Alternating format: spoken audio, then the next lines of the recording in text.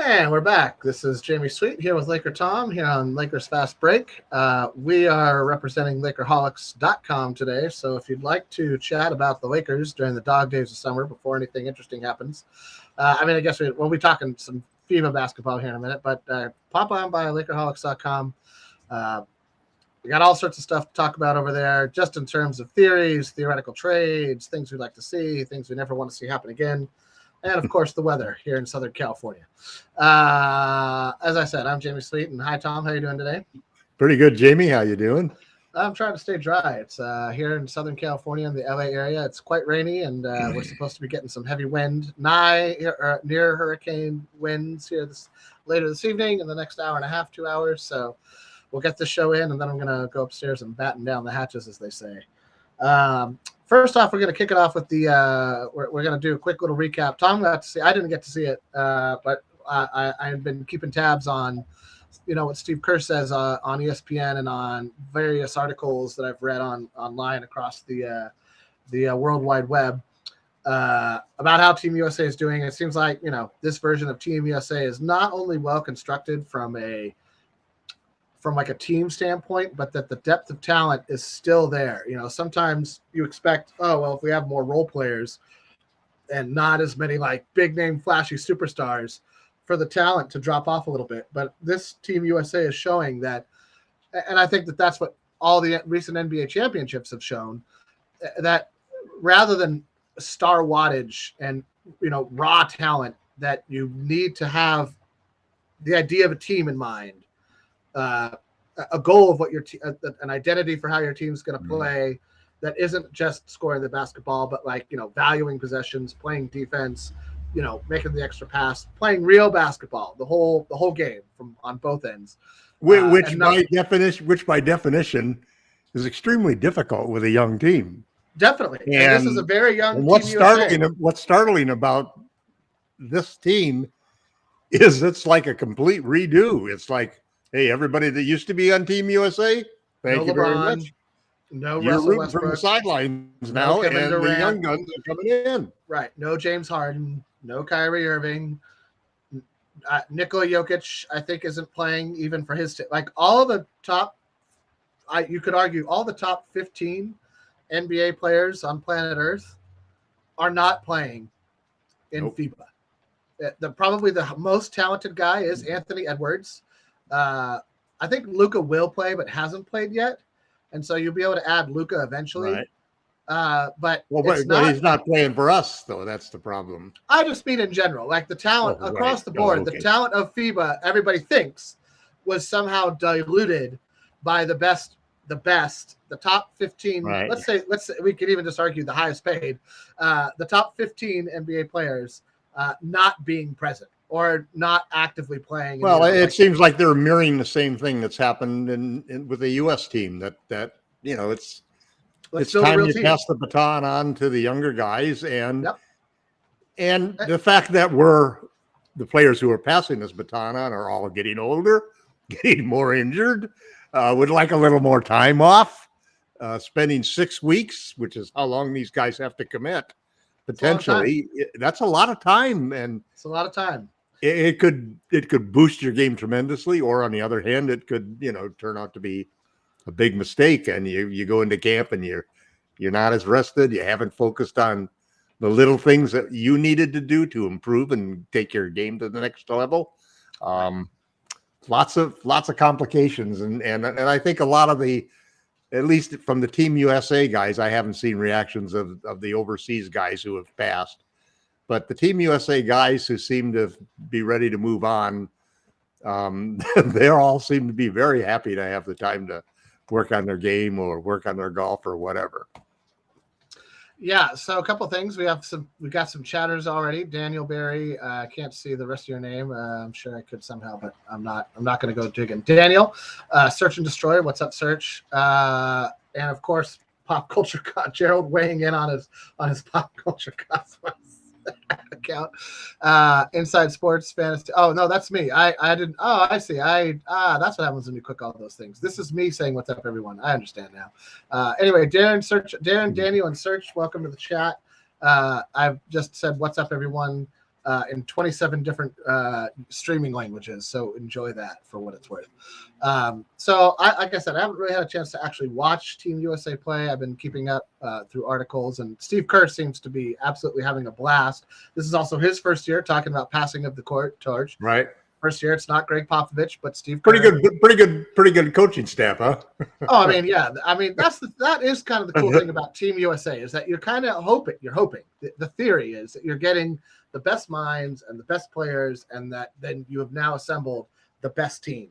Right. And so, why would you need those 5 guys coaching if you had the best 5-10 guys in the NBA playing? I think a coach is still important. A coach is able to but having 5 quality head coaches. No, because they want to hang out. No, it's camaraderie. It's great because think of the one-on-one context that guys like Reeves would be able to have, that Ant-Man would have with coaches that they never get to talk to, or like say hi.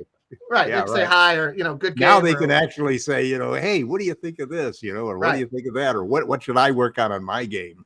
And to that, your point about 6 weeks is a long commitment, and it takes away from your personal time. If you work it right, you're actually in maybe the most advantageous position to work on your game possible, and that you are around some of the brightest minds in the game. You are around some of the best players. And so if you are a nice person and somebody who perhaps people like to be around, you can go up and say, Steve, I'm sure, when we were kicking your butt during last season's Western Conference semis, what was it about my game that you thought I could improve? Not that I'm going to use it against you. I swear I won't, promise. But if you had one thing to give back to me, what would it be? But it's nice to see guys like Brandon Ingram and, ex-Lakers giving Reeves his props. And it seems like Reeves has shown up, man. Reeves has shown up. For a second-year kid. Well, coming into his third year now, but yeah. He has not had a game under double digits. No, and he's been shooting efficiently. With very few minutes and shots. Yeah, he's shooting efficiently. He's playing efficiently, and he's making a great steal. He had a great steal tonight. That was just terrific. I watched the whole game, and I haven't usually watched all of the games. Generally, I wanted to see how Austin did. Yeah. Man, what's your impression? Give us a 5-minute nutshell of what you felt. Well, I think one of the great questions that somebody asked was, can Austin Reeves be the 3rd best player on a championship team? I think that's just a terrific question, because first off, here's a guy who's going into his 3rd year. He played 4 years of college basketball. He's 25 years old. Those are the guys that they don't have the ceiling of the 20-year-old kid like Christie that, is more athletic. And so you think, hey, this is a guy who he's probably hit his limit. The only thing wrong with that is 2 things. He can shoot the ball, and he is smart as hell. Yeah. And you put those 2 things together, and his ceiling is nowhere near where he's playing right now. No, if you compare him to Caruso, 6th-year Caruso versus 2nd-year Reeves, he's already beating Caruso in every single offensive category. Field goal percentage, free throw percentage, shooting, everything. The only thing he's failing in is blocks and steals. Caruso's still outperforming him. I would just say overall defensive impact, which is why I would 100% advocate for the Lakers not trading Austin Reeves. No, that would be a foolish move. He's much better player already. If there's one player I would get that would replace D'Angelo Russell, it would be, for me personally, it would be Alex Caruso, because I would sacrifice D'Angelo Russell's streaky ability to score for Caruso's consistently impactful defense in a heartbeat. That's just me. You know that I probably overvalue the defensive side of the ball, and that you tend to overvalue the offensive side of the ball. But I think that Caruso's ability to hit clutch shots from the perimeter, he's not a volume scorer, but he scores when you need him to. Right. And his defense are the thing that could put the Lakers into a top 2 or 3 team, regular and postseason this year. One of the problems I see with that is that, and it's one of the problems I see with the current Lakers backcourt, that if the Lakers are going to add a superstar to replace LeBron James, which at some point we have to do, Sure. Probably got to be a guard. He probably should be a guard. Maybe a wing is okay, but really, we really need a guard. It depends on some of the supplementary role players. Well, it really does. Let's put it this way: you can't go out there. For example, I don't think that Reeves and I may hedge this one little bit. I don't think a backcourt. I don't think first off that Alex Caruso is a championship starter. Is a starter on a championship team unless he's paired with a superstar. And if you put two guards that aren't superstars in the Lakers, I think it does limit them. I think that's where we're going to be looking when we're looking to add a player who's going to be the third superstar or the replacement for LeBron. It's probably going to be a backcourt or wing. It's not going to be a big anymore. All right, so let's before we get too far into the weeds on the Lakers, let's finish up with the USA Germany. You liked Reeves. What else did we? What else? Dennis Schroeder's going to have another great FIBA experience, and people are going to appreciate Dennis. He played really well. Franz, the Wagner boys both played well. Yeah. Ant-Man is on the verge of being a superstar because he just took over that game. He's there. He's there already. Yeah, that's why Minnesota's contemplating moving. And contemplating the best two guards on that team are probably Reeves and Halliburton. It isn't the guys. It is the guys who started the game. Sure, I agree with that. Actually, the problem you said earlier that they made a team. They put together players that created a team, and they did in a sense, but they aren't playing the right players to make the team play like a team. That's the problem. That starting lineup is not.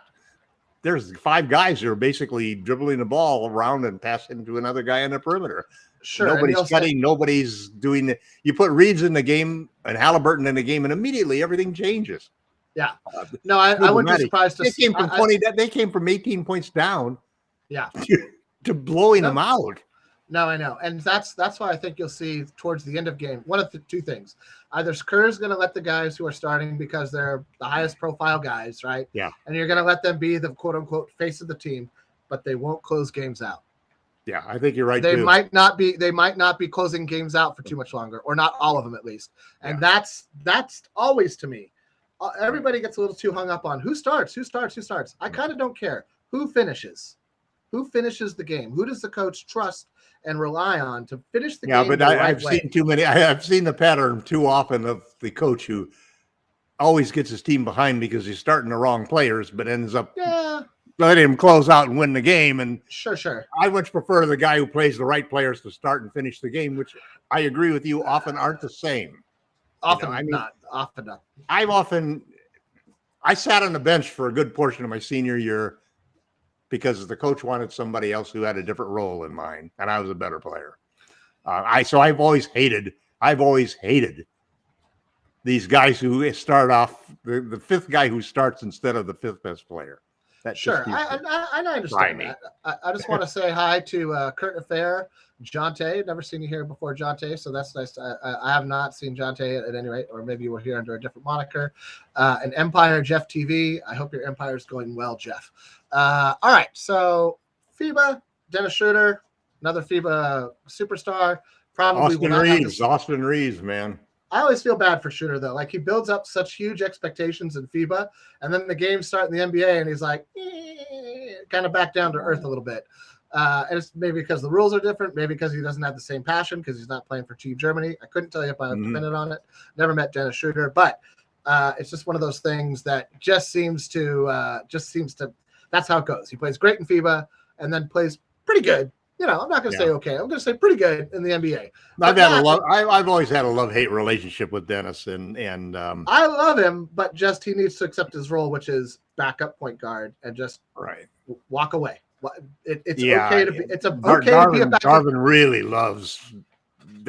loves him, man. I mean, I know. He'd start him if he had, if he had Steph Curry and Klay Thompson, he'd probably start Dennis over him. He's just, I'll check that link out later, Serge. I'm sure I'll bet it's funny. So, for those of you who aren't aware, LakerTom and I both post a lot. I haven't been posting a lot this summer. There's just not a lot to post about. I posted a lot more last summer, and it's kind of exhausting. Plus, I've been slammed at work. got a 5-year-old going into kindergarten. Life's blown up, so I just haven't posted as much on the site as I normally do.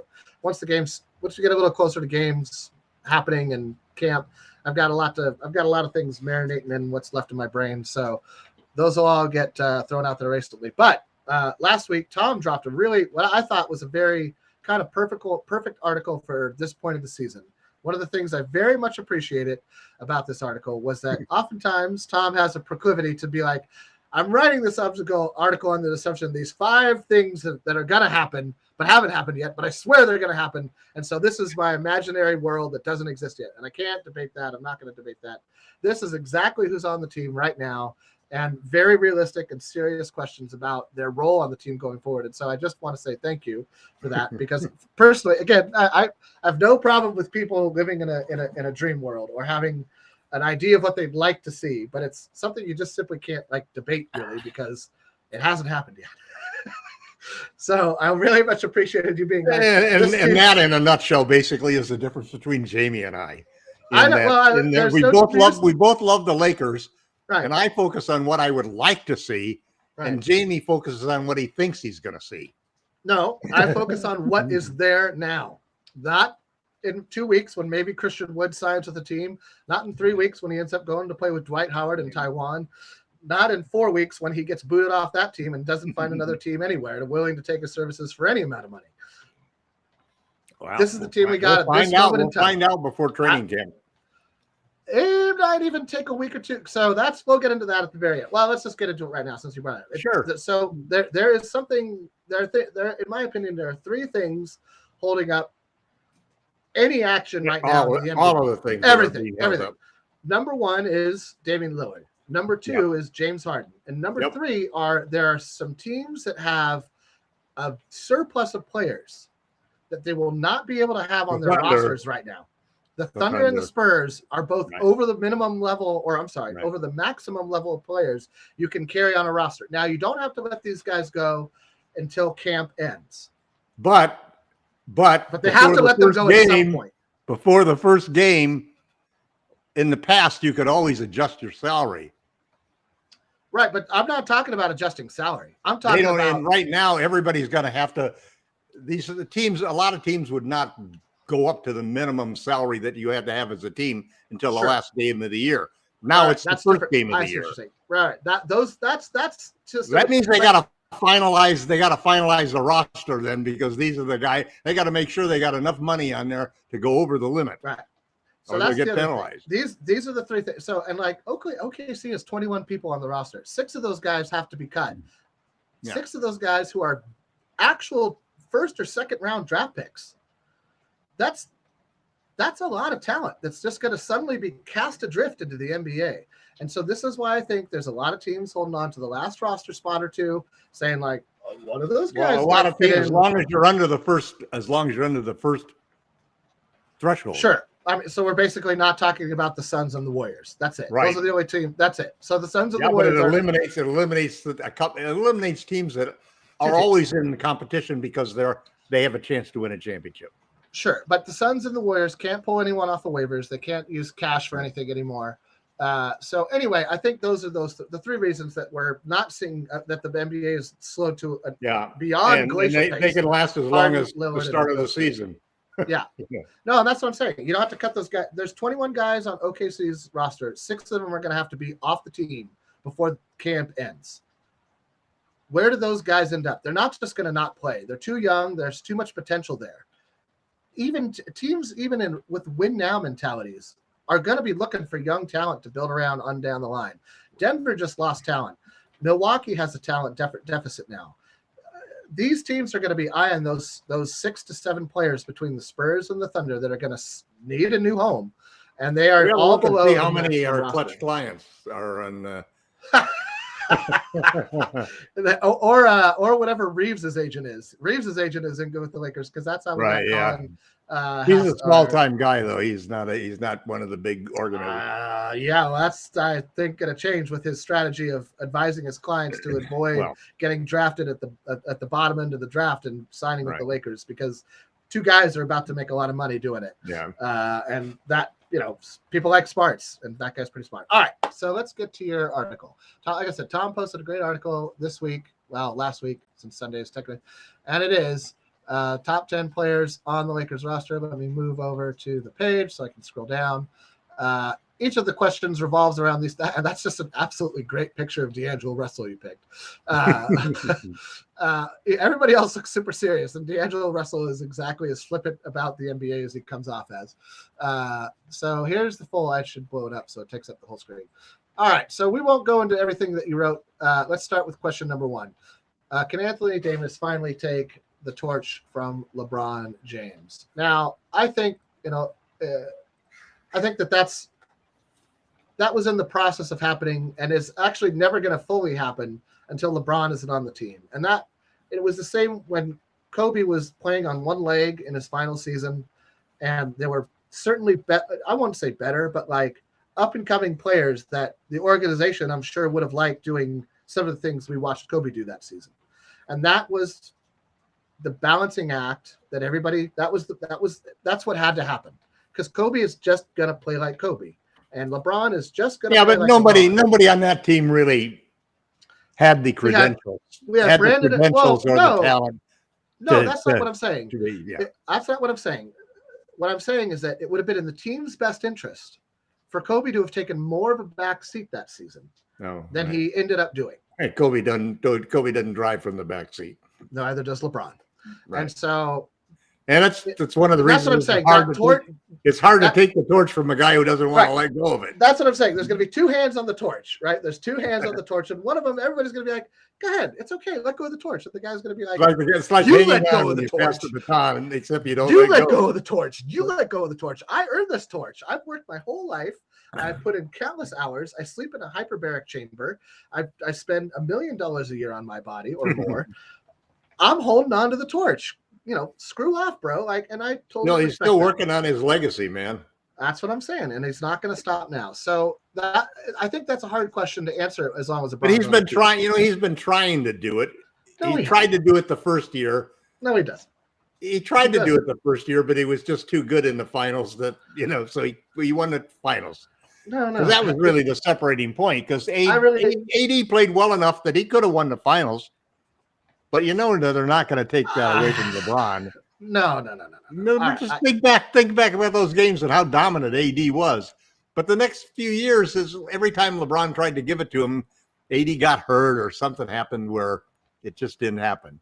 I think the difference this year, what makes a big difference is who's under contract right now and who's not. Yeah, I mean kind of. Listen, this is really the thing. It's not even about. The rest of the team is inconsequential to a point, right? It all comes down to you could surround AD and LeBron with pretty mid-grade talent, and they would do pretty well if they were healthy. The question in all the years past has not been the talent around them, except for when we were the all AARP team. That team was functionally bad from top to bottom, and that's all Rob Pelinka's found. Or the ill-matched Russ team. I mean, Jesus, we had that team was horrible. Even that, I think, could have been mitigated had they made the right moves the summer that they traded for Russ. Had they kept Caruso, had they not cheaped out on Caruso and or chosen Caruso over THT, I think that things would have been a lot different. And not because I think Caruso is some sort of all-worldly talent, but he's like that. He's the kind of glue guy that just makes things work. Mm-hmm. And that team had nobody like that. And also AD and LeBron were hurt most of the time. I wonder if we kept Caruso, though, how that would have limited. Who knows? Reeves I agree. I think that would, and that is the silver lining of all of that. Right? Was that we got rid of THT. All of us can look back on our lives and find those little moments where little things just changed everything. And yep. So that's why I never go back to these. I don't drill back, and Gerald tries to get me into these history discussions, and I just don't want to do it. No, there's no going back. Let's push so, on but Reeves. It's really impressive that Reeves has played so well in every one of those games, because he has been really a key element in the games and probably the third best player on the team after Ant-Man and Halliburton. And the fact that he can come out go into the summer after just 2 years in the league as an undrafted player, be put on this team, and then be the third best player on the team. Like I said, you got a guy who's a 50, 40, 90 shooter, and he's smart as hell. We'll see about that, but yes. And what I love to see about him is that when he was in the game, he didn't hesitate, man. They put him in the game, and first 2 or 3 plays, 5 points, just like that. Yeah, we'll get to Reeves in a minute. We're going through your questions. We're jumping the gun here. Jumping the gun. So I would say that and Tom goes into very great depth about all of these questions on the site. I'm not going to show you everything that he wrote and read through it because that's boring. It's good, better to debate it on the site where we're all there. And thank you, Search and Destroy, for posting a link to Tom's article on the site, and I'll be referring to it back and forth, or on the chat rather. And then, everybody's right about Austin Reeves. We'll get to Austin Reeves in a second. So next up, maybe it just looks like that. It does just look like that. I see. Can LeBron James continue to play like a top 10 superstar? I don't even know if he was a top 10 player last season. I mean, probably top 15. Definitely top 15. I certainly. I don't think he was top 10 either. I thought he was top 15 last year. I mean, not top 5, right? Which is already a drop off. Not top 5. He was top 5 the year before. Top 5, you could argue, still health concerns. He only played like 50 games the year before. Yeah. So that for me, it's a huge knock. Availability is I didn't think he could get back to a top 5, but I think he can get back to a top 10. If he can crack just top not 10 being hurt and play 60 plus games. Let's take him out of consideration for awards, right? This is going to be the first year he's not on an all NBA team. This is going to be the first year that he's not in the conversation for MVP because he's just probably not going to meet the games played threshold, which is 65 games. You don't qualify for awards if you don't hit 65 games. It's basically how I read the CBA. Could be wrong. Maybe you could still be voted to all NBA, but I kind of think not because of how it pertains to contractual bonuses and the amount of money you can be paid. The NBA is starting to tie, and I think it's wise, tie appearances and availability into the max amount of money you can make in the league. And that makes sense. Families and individuals are shelling out a lot of money to show up to the arena, buy tickets, buy popcorn, buy nachos with or without jalapenos, and watch not superstars. That is not right, in my opinion. And so I like to see the league moving in that direction. Can LeBron James be a top 10 player? In my mind, that means top 10 would mean he cracked 65 games, right? That means he's up for all those awards. So I'm a little doubtful on that one. I think he's still going to be a top 20 player, maybe even top 15. But because of what I assume, this is an assumption on my part, but what I assume will be a 60 game maximum. This means he's going to miss 22 games, which seems about right. I think because he didn't get surgery on the foot, that he's going to have flare-ups of the foot, especially after maybe long stretches on the road, back-to-backs. Somebody just steps on it or he rolls his ankle. I think they're going to be very cautious with LeBron, and he's going to be very cautious with himself. And I'm going to be honest, he should be. I'd even hold him to 30 minutes a game. I'd put him on a time limit. I'd put him. I would try. I would on time limits. I would try. I would hope that with the talent. Well, you can always change it in a game if it's a close game or if it's a critical game. But that's going to happen right off the bat, right? Like right off the bat, they're going to say. Well, I got 5. Right. The first 5 games are critical games, but critical games, no, right? You know, so there's no. It's only an 82. You got to recognize that you need to. The reason you got a deeper team. Got to win. Right. To have more players who could play more minutes. That's my hope. I think they have to do that. That would be stupid not to. I think they're going to say that right out of the gate. You'll hear everybody in training camp be like, they don't have anybody on the team. They didn't add anybody on the team older than 29. 9 years younger than LeBron was the oldest guy that they added on a team, which was Prince. He's 9 years younger than LeBron. Everybody else was more than 10 years younger than LeBron. Yeah. No, I know. They didn't build this team for LeBron. They built this team for AD. I don't even know if they built it for AD. I think they built it for the future. No, they built it for AD. They built it to win them 2 or 3 titles in the next 5 years. When they built it, there was no guarantee that AD was going to sign that extension. Now, could there have been a wink, nod, handshake? Of course. Yeah, and then we all know that never happens in the NBA. Never. That sort of thing just doesn't happen in the NBA. But it doesn't happen in the NBA in a situation like that simply because I know you'll get annihilated. Rich Paul has a different relationship with Rob Pelinka than any of the other agents do. I would tend to agree that there is some sort of unspoken agreement that yes, build this team for to AD strengths. They're still building the team together, right? Kind of to a degree. I'll say that that's a 10% influencer thing. So I think that LeBron, they're not going to do anything that's not in their best interest. But they also realize and know that they've had a lot of good things happen for them because of the relationship. Primarily Anthony Davis. And I mean, we already won a championship. It was already worth it. Yeah. But yeah, I would hope to see LeBron be a top 10 player. I think he'll probably be more like top 15, top 20. And now we get to the question that everybody it's on the tips of everybody's brain. However that should be phrased. And can Austin Reeves be the third best player on a championship team? I think absolutely yes.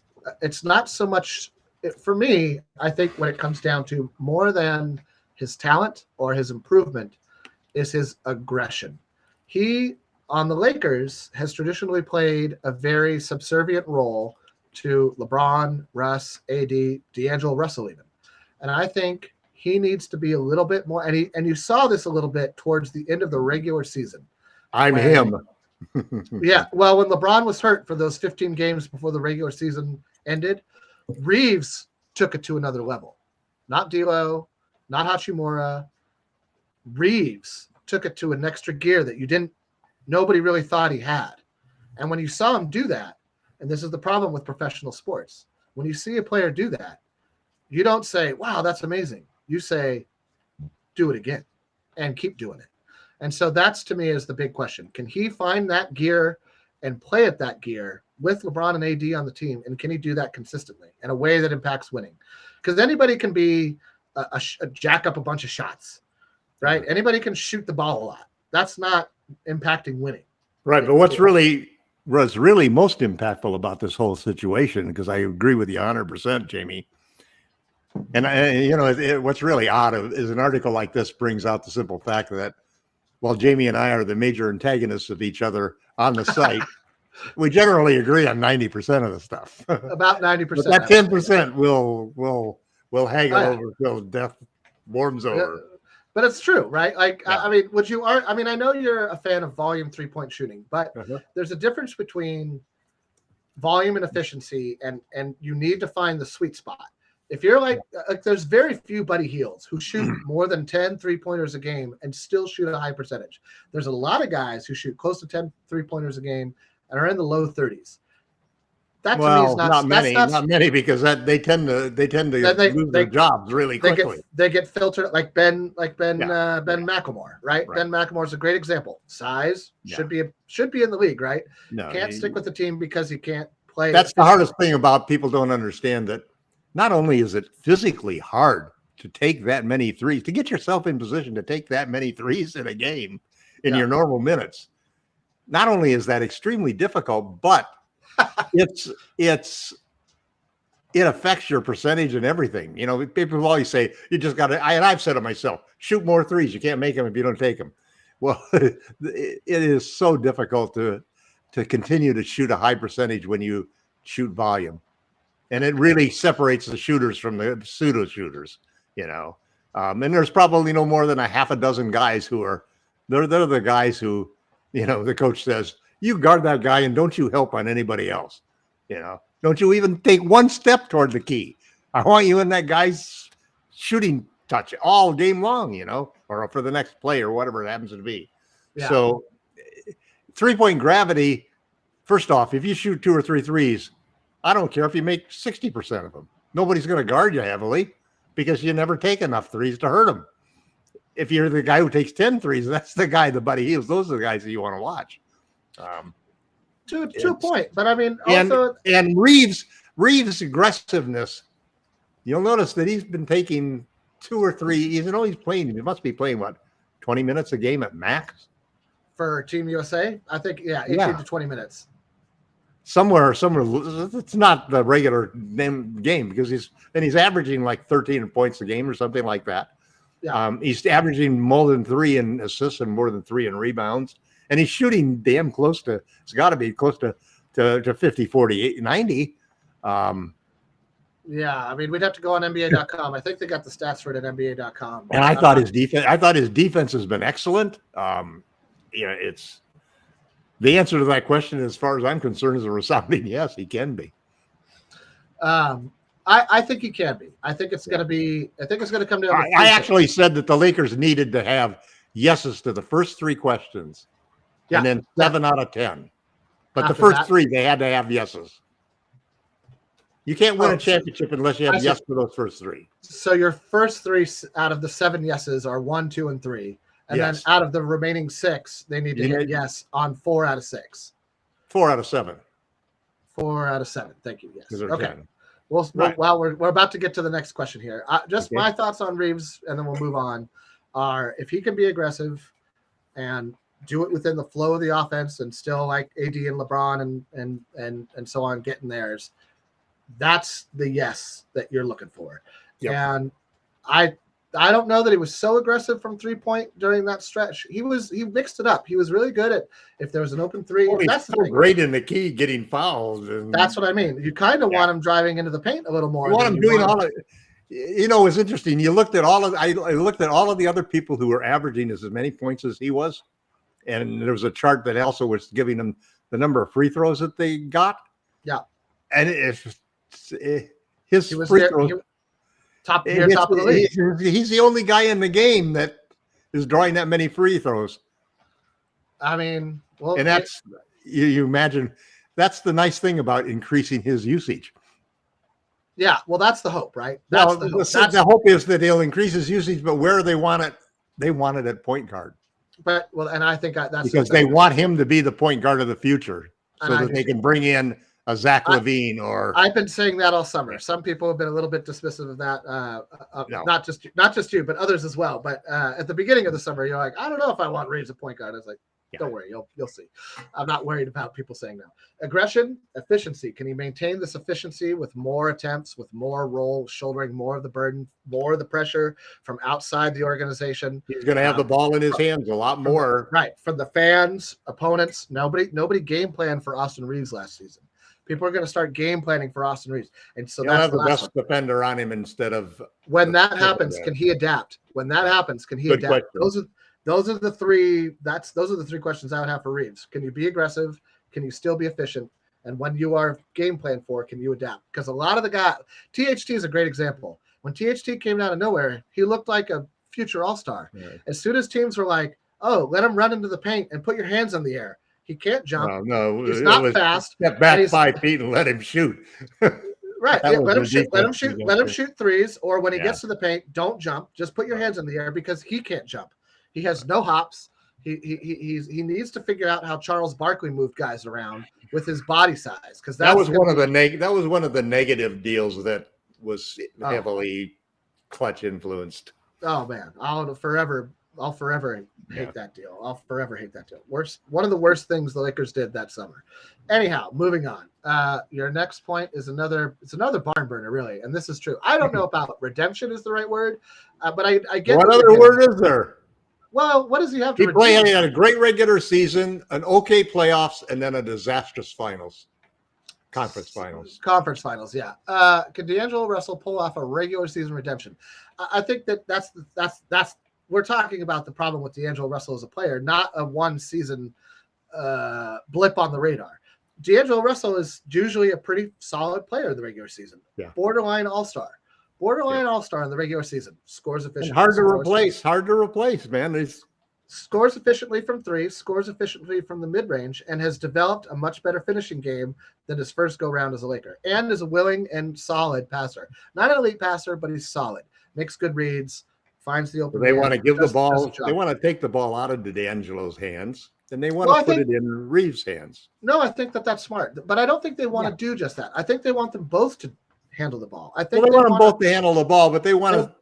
they're testing Reeves to see whether or not he can really be the starting point guard, because that opens up all sorts of. I mean, first off, if you don't feel that Reeves can be the starting point guard, then any trade that you make at the deadline has got to bring back a point guard, unless you really believe that Gabe Vincent is a starting point guard in the league. No, that's not. I think you're kind of glossing over that LeBron. I mean, you do have a much wider market to go after, don't you? You have a much wider market to go after. You're kind of just glossing over that LeBron James is on the team. LeBron James is the point guard. But they don't want LeBron to have to be the primary playmaker. I don't believe that. Everybody says that every day. I've heard that. But ideally, what they want LeBron to be is their jack of all trades, their ace in the hole that they can pull out. We need defense. LeBron, go in and shut them down. We need playmaking. LeBron, go in and get them going. We need three-point shooting. LeBron, go in there and fire some threes. Tom, I've heard people say LeBron doesn't want to handle the ball since the decision, and yet, every season there is. It isn't a case of whether he wants to handle the ball or not, and it's now become a case that he's because of the wear and tear on him, they're not going to give him the opportunity to handle the ball all the time. He's going to play a certain way, the same way he has played for his entire life. This is not changing this season because he's slightly older. This is not going to change the season because he's afraid of getting hurt. This is not going to change the season for any reason anybody brings up whatsoever. This is how LeBron James plays. It's not rocket science. I know you think that, but I don't think that. I know you don't. Maybe I don't hope that. I think LeBron. That's more true. I think LeBron knows right now where he is in his career, that there is a possibility that next year could be his last year. I don't think professional. I don't think it's going to. I think he'll sign another 2-year extension, but he's had to recognize now more than ever the natures of the injuries, the recurrence of the injuries, how long it takes to recover, and all of those things that go into it. It starts to weigh on you, and you finally reach a point where he is going to tone it down, I think, a little bit. And hopefully, if we lose, he's not gonna. If we lose, he's gonna throw it all out the window and come back raging. But I think he's going to start off saying, "Can you guys carry me?" And he's going to give AD an opportunity to really be the man, and he's going to basically step back and really be the ace in the hole to help in the various areas where the team needs it. Now, I don't know whether the only way that'll work is if the other players all jump in and fill the void that would come from LeBron not being the LeBron we've always known. Well, and evidently one of those players should be D'Angelo Russell then, right? So then that takes us to, I mean, I disagree with you. I think that guys who have gotten to the point that LeBron has got are wired a certain way, that they expect to play a certain way. Yeah. Even Kareem in his swan song season was the focal point of the Laker offense. Right. He might not have been the efficient version of Kareem, but we're talking about But there is going to be a point where AD becomes the focal point, and I think it's going to be this year. I don't think it's going to be next year. I don't think he can because he's not the ball handler. And this is the thing, right? That's why he's not going to play center. That doesn't make him any more of a ball handler. Here's the thing. It makes it easier to get the ball to him at the 3 than it does at the 4. Let's put it this way. 5. James, Russell, Reeves, and Vincent are going to be the ones who are bringing the ball up the court for the most part. All of those 3 that aren't named LeBron James will defer to LeBron James because he is. And even when LeBron James has the ball, they're going to come down looking to run plays to get the ball to Anthony Davis where he likes it. Maybe. I know that's what you're saying here in the summer, and I think that quickly within training camp we'll see. And this is the other thing: LeBron the last 3 years has started slow, so. There is a window. Part of it is going to be he's going to take his time getting going. There's a window of hope. How urgent he feels is going to depend on how well the team plays with that. I'm just saying this. There's a window of hope for your version of reality to come true, and that is if the Lakers, while LeBron is ramping himself up on court, playing his way into shape, as they say, that the team wins, and wins a lot, and wins easily. Yep. If that happens. And there is something where LeBron can Well, then we're in the we're in the same spot. Because it comes down to building a level of trust, right? LeBron Yeah. James has spent his entire career hoping to trust somebody else. Well, that level of trust will disappear fast if they start losing again. That's what I'm saying. And so, Yeah. or if he has to play the fourth quarter and like bail the team out, Right. Trust will not happen. If he's sitting in fourth quarters the first 15 games and we're winning, I could imagine imagine. I'm not saying it'll happen. I can imagine a world where LeBron James starts to take a small step back. Right. If there's anything beyond that, he's just going to play the way he plays, which means we're not far apart. We're not far apart. Which means 6 seconds into the shot clock, you're going to see a 40-foot 3-pointer on occasion. No, we're not far apart because basically like I said, I'm focusing on what I want to see. You're focusing on what you think you're going to see. I'm just telling you, you're probably not going to see that. But if it does happen, sometimes true. That's sometimes true. I don't always get what I want. That's what the Stones say. So, point being, and this is the last thing. In a way, 4 and 2, right, are opposing points because if you're hoping for LeBron James to be a top 10 player, that means his usage is high. Mm-hmm. He's got the ball a lot. He is the dominating force with the ball. Then 4 becomes less important. You don't really worry so much about D'Angelo Russell. However, inversely, if D'Angelo Russell plays well, then you're hoping that LeBron just doesn't have the ball so much, and that's D'Angelo Russell and Reeves, and so in a way, that's sort of the balancing act. Even myself, that's why all 10 questions really affect whether or not the Lakers how easy or how hard the path is going to be for them. It's going to be hard no matter what. All right, can Jackson Hayes force his way into the Lakers starting lineup? I think it's rather can he play his way out of it already. I think he's kind of penciled in right now as a starter. I think it's his job to lose on paper. That appears to be the situation. I think everything that we've seen, search and destroy. This is a popular opinion many of us have been espousing. I don't even care what position he plays. I'm just of the opinion he needs to lose about 15 pounds or translate some of that into leaner muscle and not bulkier muscle. However that works with a trainer and your body, I couldn't tell you if my life depended on it, but I think that's the key, is that he needs to put less stress on his legs from the waist down. And that's why his jumper's been off for the last few years, because he's bulked up and not stayed slim. I think that's why his efficiency and his overall impact from outside of the paint has gone down, because he's bulked up and more prepared, basically, to play the bulkier position. So if he can slim down and regain a little bit of fluidity in his movement, get that jumper working again, I think we'll see the version of Anthony Davis that we saw in 2020, especially in the bubble. Maybe not consistently, maybe not every night. He has a mental thing where he decides not to show up for halves or games, a Lamar Odom aspect to his game, if you will, where he just doesn't show up. He's just not there. He just doesn't. He says all the things afterwards. Oh, I was trying really hard. But you watch the game and you're like, but you weren't. Like, you weren't demanding the ball. You weren't, like, fighting for position the way I've seen you fight for position. And you just weren't aggressive. And so that's, in a way, Anthony Davis's own worst enemy is truly himself. He's not Kobe. He's not Kobe when it comes to, no, I deserve these shots, I deserve these touches, and I'm going to say something if I don't get them. You are. And so what happens with AD, I see a lot of times, is things are going well with the other players on the team. And so the ball goes to them, and AD is perfectly fine and it's handy.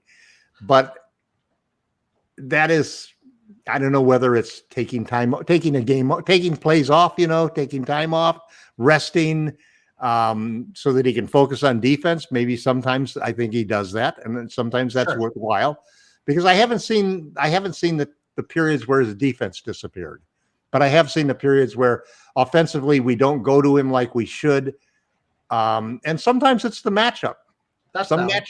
Matchups always matter, in this whole situation. I think the key that we have 3 guys on this team that were top 10 picks in the 2019 draft. Number 8 is a guy we're just talking about, Jackson Hayes. Yeah. Number 9 was Rui Hachimura, and number 10 was Cam Reddish. Yep. Of those 3, they were all considered to be busts midway through last year. All 3 of them were ready to be moved off their team or cut.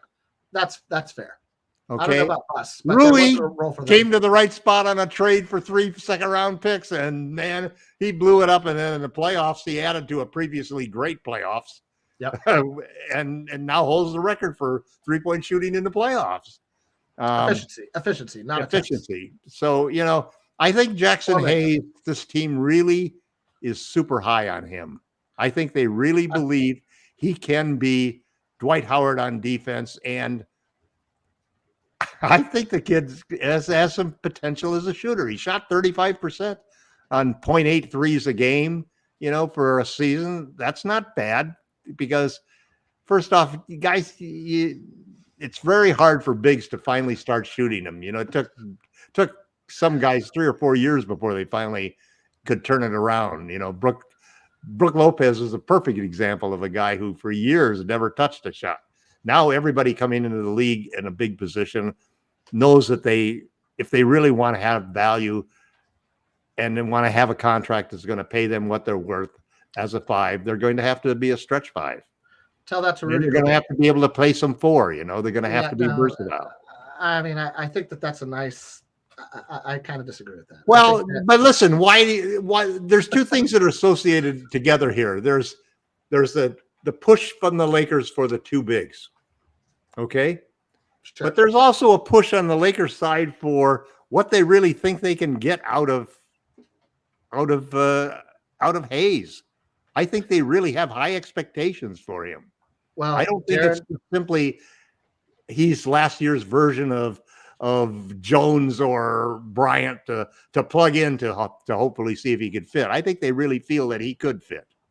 Well, I thought that actually Thomas Bryant was a better fit for this team than Damian Jones was from minute 1. And I thought it was unfortunate that it didn't work out because I thought Bryant we could have can't play defense. He doesn't protect the rim at all, and he didn't shoot threes. No, but he rebounds and he does shoot threes now. He started shooting them. He shot threes in Washington. He shot threes when we had no AD. You may or may not recall this, but Thomas Bryant was instrumental in keeping the team afloat when AD was out and LeBron was out. Or LeBron was kind of hurt. Yeah, I can't remember. And then his role evaporated after that, and he got angry. He could never stop anybody on defense. It was a drive to the rim every time anybody got the ball. Yeah, I mean that's no rim protection at all. He was horrible on defense. But that's your backup center who's more of a scorer. I mean, that's what you're going to get with Christian Wood. That's what you're going to get with Christian Wood. Jamie, come on. That's totally, really. I mean, you're just doing that to irritate me because Christian Wood averaged 17 points a game. He shot 40%, over 50% the last 4 years. He shot over 37% from 3 the last 3 years. That's not what I'm talking about. We're talking about defense. And you blocked over 1 shot per game. As did Thomas Bryant in his minutes when he had played over 20 minutes. Thomas Bryant never blocked 1. I'll look up Thomas Bryant's record right now. Not record. No. I'll look up his stats. He never blocked. Look at the stats. He never averaged 1 block a game. I'll bet you $1. And on top of that, go back and look at the stretch of games and look at his averages. Well, I like how you're standing up to get. I don't have to look at it. I watched him play. Okay, well. I've watched Christian Wood play, and I'm equally as impressed. At any rate, we're not talking about either of those guys. Neither of them are on the Lakers. We're talking about Jackson Hayes, and I think that Darren's onto something. That one of the arguments people make against starting Jackson Hayes is the pressure it's going to put on LeBron James defensively. I personally am not quite as worried about that because of how Darvin Ham orchestrates his defense. It's kind of a weird man zone that he plays, in my opinion. In that everything is designed to funnel towards AD. And I think that if Jackson Hayes is on the team, that they'll make that. He did average 1. He averaged 1 block per game back in 2008. Before he blew out his Achilles. And the last 2 years, he averaged 0.4 and 0.6. Because he blew out his Achilles.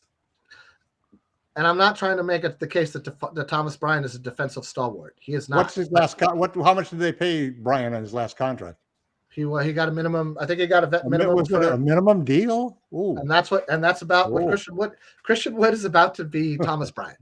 I get that he has been in a place where he was allowed to jack up shots and be a volume shooter because he played for a losing team and a bunch of losing coaches that volume shooter had no control. Volume role, volume shooter, volume role. He will not have that role on the Lakers. I doubt that he will put up anywhere near the numbers in a role where he has to play a specific part. Well, he So won't without changing his attitude and being a lot more of a team player and playing at both ends of the court. I don't disagree with that. But at any rate, he's not on the team right now, so we really don't even need to talk about him. I didn't include him in the discussion. I brought him up, so I've got nobody to blame but myself.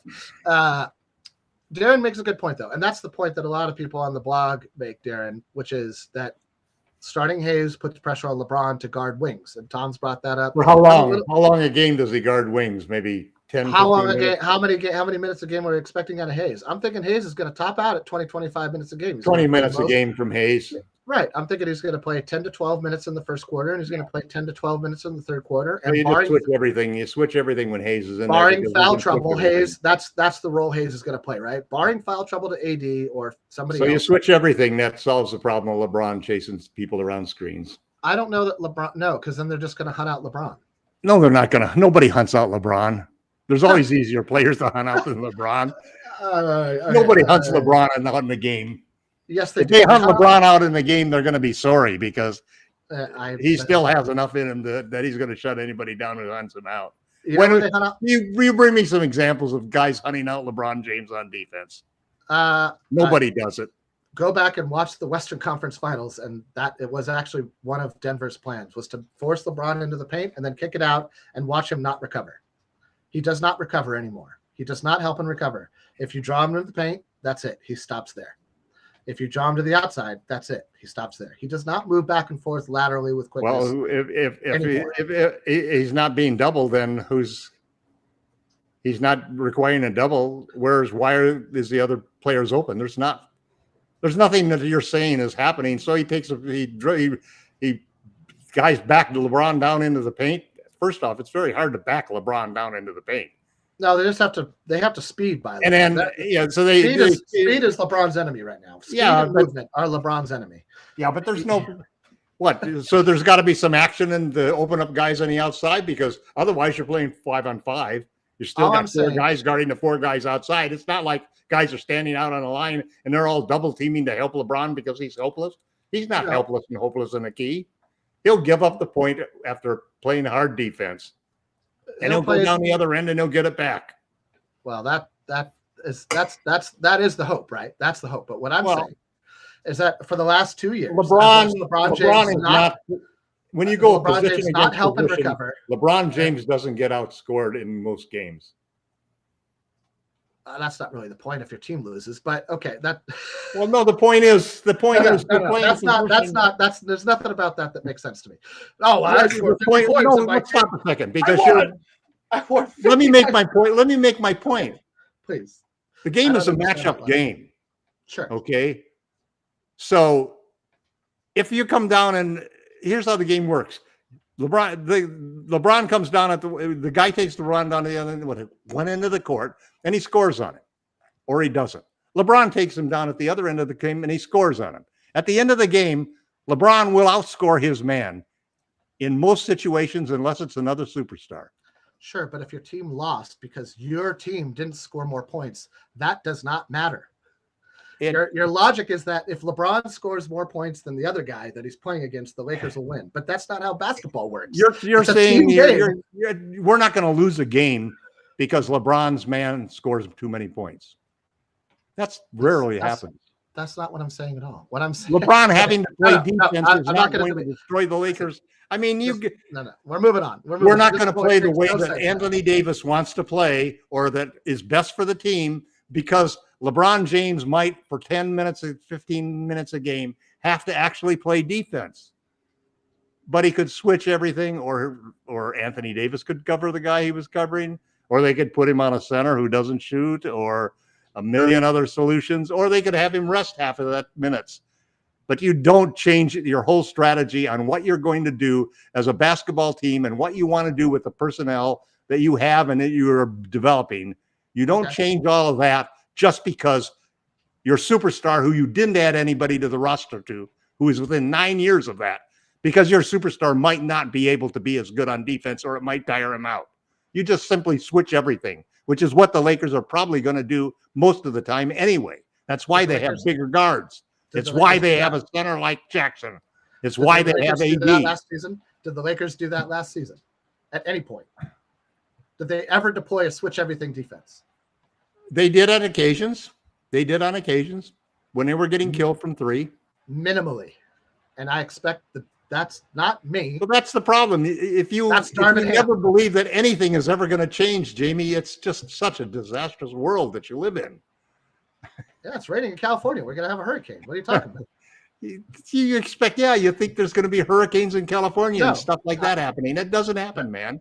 Well, it's happening today. So it doesn't happen. That's an illusion. It's fake news.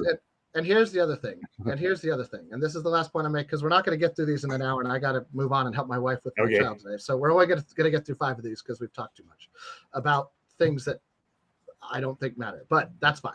That's why we have a show. This is the last thing I'm going to say about this.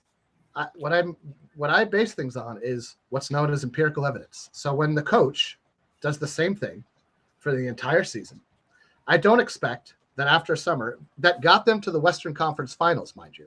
I don't expect for that coach to come to go, you know what, that didn't work at all. Let's do everything differently. How about the fact that coach has 7 or 8 new players? No. I'll let you talk now. Please be quiet for like 2 minutes so that I can finish this point, and then you can counter. And then we'll stop before 0.5, or we'll do 0.5, and then we'll pick it up next, or who knows what. But I don't expect them to come in and say, all the new different things, let's do everything different. Let's become a volume 3-pointing shooting team. Let's switch everything defense. Let's try to be the Golden State Warriors of 10 years ago. I don't think that that's what we're going to see. I think that we're going to see a hybrid of what worked last season, which was mostly man defense with a little bit of zone, more than switch everything. That was the Lakers' defensive identity last season. And incredibly, even with Russell Westbrook, the defense was averaged the whole season long. The scoring was better than average at the end. And it was better than average at the end when we still played man defense and a little bit of zone. So will we see a little bit of switch everything defense? Yes. Is that going to be the recipe that saves LeBron James's legs? Absolutely not. Because LeBron James, I don't think, wants to play switch everything. I think he wants to play a small zone, which is guard the corner and then come in and grab the rebound. He would like to try to guard the corner 3 up to that pocket of defensive area on one side of the court or the other, granted against possibly the slowest, worst player. Or like you said, I think you could see him matched up against centers a lot, where he has to box out a guy who's about his size, about his weight class, and he doesn't have to run. He doesn't have to move. I don't think LeBron wants to move around on the perimeter that much. If you're playing a switch everything defense, that's a mobile team. That's a speed-based team. It's a lot easier. It's a lot easier to play defense on the perimeter when you switch everything. It is so much easier. With guys like D'Angelo Russell, with guys like I don't know. Listen, like many things in life, I'll be happy to be wrong. I won't take it personally or be all that beat up about it. I'll move right on. But I don't think you're going to see a lot of switch everything for the Lakers to start the year off. They may come around to that. They may not. The roster says differently. The people that they've added. We'll see. All right. Anyway, this is a great discussion about Jackson Hayes, who I think has a chance to start, but may find himself out of the starting lineup based on lineup. And actually, that was 0.5. We'll do this last one though, because it kind of plays into that, because this guy was our second best center in the playoffs, and that's Rui Hachimura. Rui Hachimura had made a case for being the small ball center on the Lakers. And what I could see as being more of a switch everything lineup when he is the default center. If you played Hachimura at the 5, and AD at the 4, and LeBron at the 3, and any combination of guards you wanted to throw after that, or even when LeBron's sitting and get a little more speed in general on the court with Vincent and Reeves, Prince, maybe Vando. You could put a defensive lineup out there of AD, Hachimura, Vando, Vincent, and take your pick between Reeves and somebody else. I mean, even Prince maybe. All of those guys are plus defenders. Now, scoring would be a problem for that lineup, obviously. But if you were looking to get stops, if you were looking to change the dynamic of the game and gum up what the other team's trying to do on offense, that's a lineup that I wouldn't be surprised to see. Because all those guys can switch. All those guys have bulk. All of those guys showed, especially Hachimura in the playoffs, playing against what is arguably one of the most talented offensive players that we've seen since, I don't know who, I guess LeBron and Jokic, and that he has the complete game. He can score from anywhere. He can do anything. He can rebound. He can pass. He can defend. Hachimura, I won't say he stopped him. Nobody stopped Jokic in the playoffs, which is why they won the NBA Finals. But he did better than I saw a lot of centers do. Certainly did better than Kevon Looney did with, or anybody in the regular season who's supposed to be a defensive stalwart, right? Like he bodied up Jokic, got him off of his spots, and made life uncomfortable. Jokic made some ridiculous threes over AD. He made some ridiculous passes and shots over Hachimura. That's just what the great players do. But I think that you could definitely see Hachimura reprising that defensive role. Again, with a lot of these guys who had like such great runs in the playoffs, I don't know that their minutes and the role during the regular season for everybody is different than it is in the playoffs, right? Like you have your regular season rotation, which often doesn't translate into your playoff rotation based purely on matchups or how the other team adjusts and adapts to what you're trying to do. And so suddenly somebody's got to sit down, like Vando, right? Vando was stellar when he got here in the regular season, and he was solid in the first round of the playoffs. And then by the middle of the Golden State series, Steve Kerr and company had found out a way to dull his effectiveness. The Lakers adapted, still won the series. Nobody had an answer for Denver. So there's no shame in saying like nobody figured out Denver, right? Nobody figured it out. Not Miami, not us, nobody. So I thought that the Lakers did a great job swapping Vando's role for Hachimura. That was an incredible adjustment that Ham made in the playoffs that paid off big. Didn't win him the series that it needed to win him to, but I still thought it was what other adjustment? He should have gone to it earlier. He was late going to it. I mean, I don't know. We handled Memphis with Vando. No, I meant in the last series. We should have made the change. Here's what I find interesting about Rui. Is he a big? Right. Because I thought he did as good a job as I've seen anybody do in keeping Jokic from getting to his spots that he wanted to get to. Yeah. I think that's and there have been at times that I've seen him block shots at the rim that were really terrific. Yeah. Other than times I get frustrated when I see him try to jump as if he thinks he can affect a shot when he's like 30 feet away. You know, and somebody, I forget who some bench player started that, and it actually had a statistical impact on the game. And so other guys thought, really? Jeez. There's an article. I'll try to find it for you. I'll post it if I can find it. At any rate, see, I think when you look at size and stretchability, there is a lot to say about what Rui brings to the lineup, which is the same as what Christian Wood brings to the lineup. Rui's not a shot blocker, but he can score. He can score at the same type of level and at all three levels like Wood can. Okay.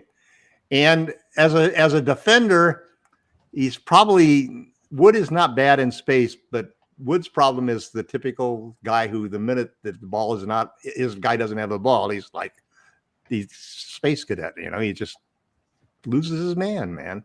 He just loses him. He gets cut on backdoor cuts and, and things like that. But Rui is in many ways, when the Lakers keep talking about two bigs, I never hear him talking about Rui being that second big. And the truth of the matter is that I think you're right that he showed defensively, as far as holding position and rebounding and so forth, that he can hold that position. He can play center in that sense. And he has the ability to do that. And he's been just deadly from outside, and you can't challenge him. He can go to the rim and he can put the ball in the hole. No, he's got a better handle than I think people give him credit for. Yeah, and he's a better finisher than people give credit to. He's a better defender than people. But one thing is, he is big and long and tall and not really quick moving sideways, and he can get beat off of the dribble so easily. That's really the tough thing about him, because he can only really guard 4s and 5s because of the speed factor. But this gets back to the difference between your regular season rotation and your playoff rotation. Yep. The reason that he got that opportunity because he had the bulk and the quickness to stay in front of you. Hayes is a regular season starter, and Rui is the playoff starter.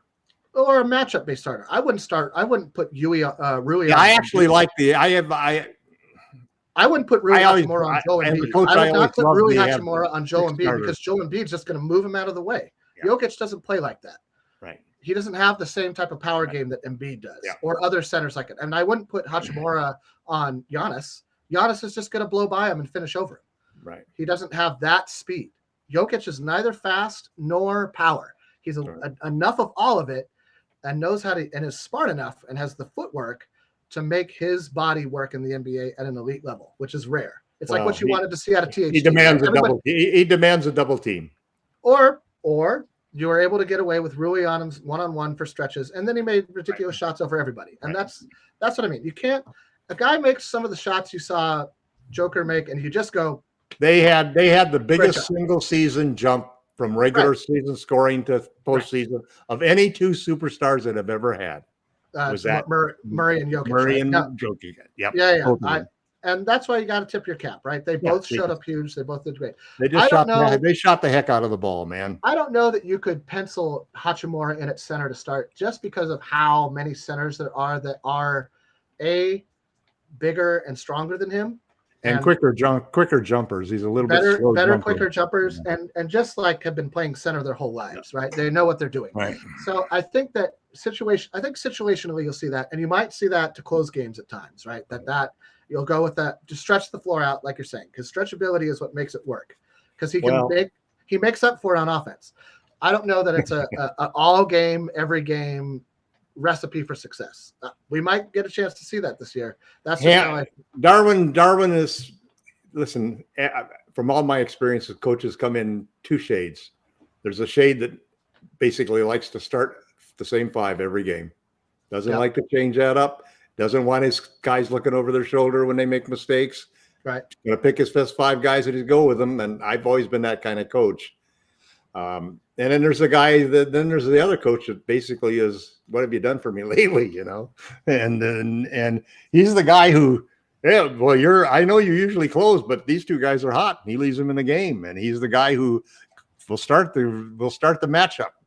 We'll try to beat the game strategy by changing the matchup and going after something different and new. You know, so two different ways of skinning the cat. You know, it's just 100%.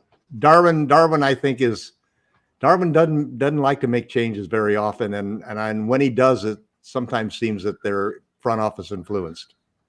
Maybe. I mean, this is what you just said is exactly why I'm not expecting to see a switch everything defense or things that are outside of what we saw from last season. I'm not saying that it's not an intelligent idea. Well, do you think we're going to do the two bigs or not?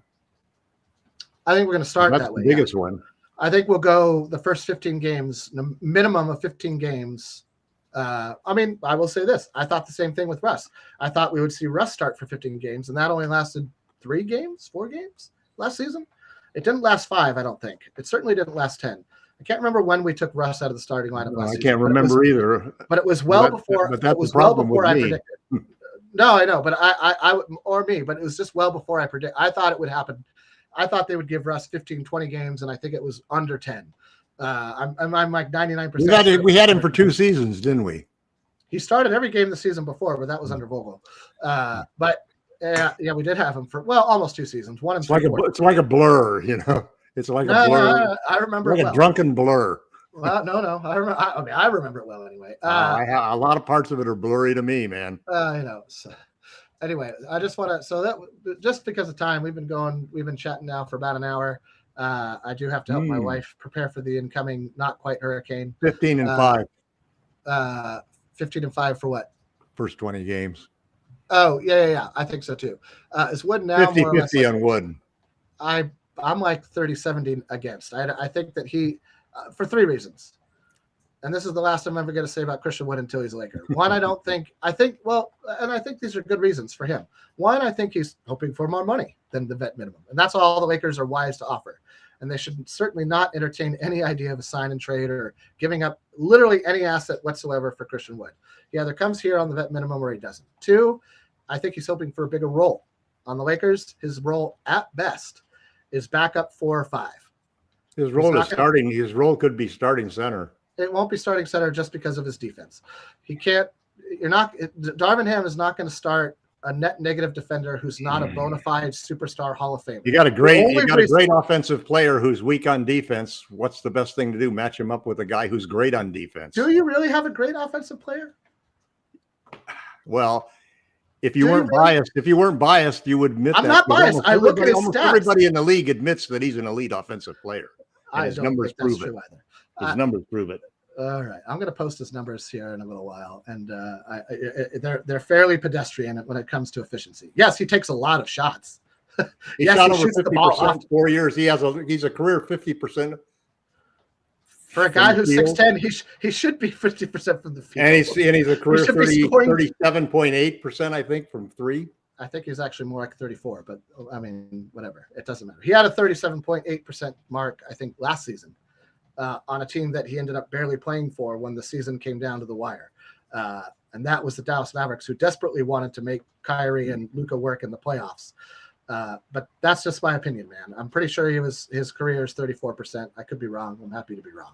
But the third is that I think that the Lakers are not going to be involved in any of the Dame Lillard, James Harden, seismic trades that will happen eventually. And I think Christian Wood and the Mavericks are kind of desperately hoping that they can get in on that with Wood's deal, because they can use him in a sign and trade and hopefully bring back picks or players. 37.9% career, 51.8% from the field. 37.9. 37.9% from three. That's fine. On teams that haven't won 5 straight seasons, better than 38%. Or better than 37.4. Right. Then he's a pretty good 3-point shooter for a big man. Again, I don't think the Lakers need him. Should he show up on a vet minimum? I won't be bummed about it. And if he signs with Miami for the same, I won't be bummed about it, because I expect him to play very little. That's just my expectation. I think his defensive limitations for teams that have championship aspirations are enough for him to be on the bench. Just like I thought Wendy and Gabriel's hustle must feel differently because they're still. Because they still haven't signed him. You're right. They must feel totally differently than I do, because he's still a free agent. Well, the reason they have signed is because he hasn't agreed. It's not because the Lakers don't want to sign him. If he agreed, the Lakers would sign him tomorrow, which kind of negates your whole argument that. No, it doesn't. For a vet minimum deal. The Lakers obviously think he's a valuable player that they want to add. For the vet minimum, yes. Sure. Anyway. And if they can't get him, they're looking for exactly the same kind of player from somebody else. They want a stretch player. I think that, well, maybe from Clutch. I think they're waiting to see who OKC cuts, to be honest, is my opinion. But that's just what I think. I think we'll end up with either Castleton or somebody off of OKC taking that 14th spot, and the 15th spot will probably stay open. But maybe they'll fill it. I don't know. It doesn't really matter. I don't expect anything on the Christian Wood front to happen until Dame or Harden get traded. And frankly, at this point, I don't expect that to happen before the season starts now. It's probably not going to happen until after FIBA's over. I don't think it's going to happen until. What happened last year when we signed. I don't think it's going to happen till December. Middle of September. Don't you think it's not going to happen until December? It doesn't sound like Portland and Philly are willing to roll the dice and say, "Go ahead, hold out, lose money." Yeah. With the way the NBA structured the CBA. I'm actually running out of time now because I've got a dog and cat problem I have to take care of because my wife's no problem with the dog. I'm just saying. The cats are running free. No problem. Don't let that happen. Always keep the wife happy. Happy wife, happy life. But so we'll finish this. We'll finish this discussion next week, Jamie. But sounds good. Other than that, 7 through what was it? We got 7 more to go on your article. Yeah. I think we're on 6 right now. Can Rui Hachimura play like a regular? I think he can. I think it's going to be hard for him to get the same level of minutes that he got. He's not going to repeat what he shot in the playoffs. That was just unconscious. No, but you want him to have the same level of impact. You want him to be. If you can replicate the impact, the impact on both ends, I think the Lakers will be quite happy with signing him for the $8 million, and he might even garner some trade interest. They spent $51 million, of course, and naturally being that contract, you're naturally already associated with Russell as the obvious trade partners, obvious trading chips.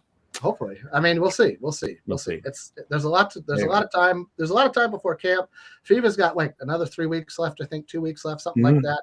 And as we've seen, the Trailblazers and 76ers are really in a rush to move Harden and Lillard, and that's because after Ben Simmons wrecked free agency, you might be right. They damn well could not be moved at all. the only people who are going to lose are Harden and Lillard. They're going to lose money. Yeah. They're going to lose money in a way that the NBA will now. Well, the new if I'm understanding it correctly, too, the new CBA basically does not allow you not to get paid if you don't play. If you're not injured. I mean, we'll see. That's the one thing. Oh, I can't play. They're working out yesterday. Yeah. Right. Exactly. He's minutes away from turning his whole life around. Anyway. I swear. Well, you know what's interesting though is that they better hope that Harden is. Listen, if Harden goes in there and says that I made a illegal handshake agreement with Daryl Morey, and I'll take a polygraph, he'll be out of the league. The 76ers will waive him, and no team will sign him. Yeah, I'll bet money on that.